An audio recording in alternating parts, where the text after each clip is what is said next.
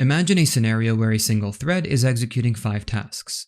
The first 4 tasks are heavy computations. The final task simply displays the result of each computation. Now, running each computation in serial takes a very long time. It follows that we can run them in the background on separate threads. Now the CPU can make progress on more than one task at a time.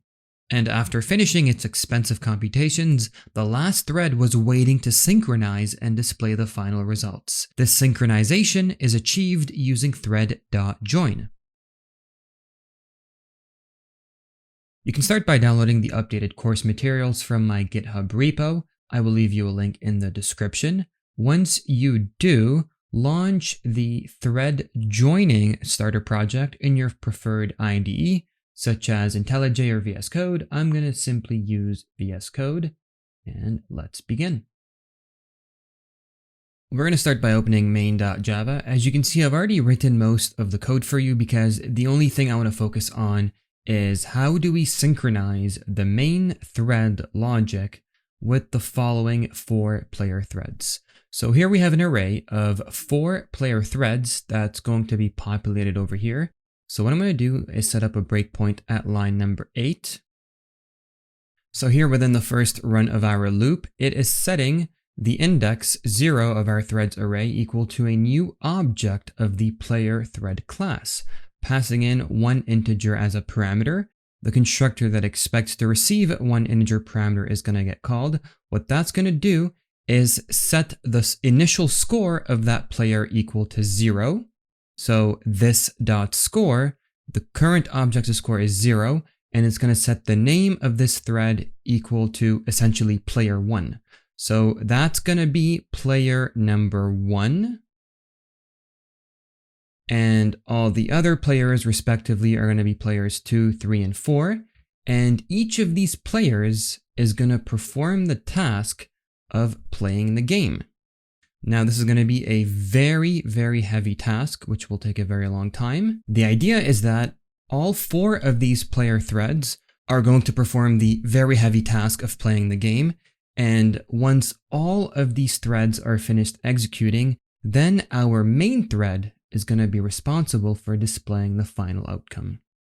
But if we run the code the way that it is, so I'm going to remove the breakpoint and just press run, we see that the main thread prints the score before all 4 players have actually finished playing, which is really, really bad. The CPU is making progress on all 5 of these threads at the same time, and the main thread finishes way before all of the player threads. Now, it makes sense for the 4 child threads to run concurrently because they're all performing very heavy computations. However, the main thread needs to wait for the child threads to finish before it can display the final results. We can use the join method to achieve this. So here what I can do is loop through every single child thread. Alright, and on every single child thread, I'm going to call .join.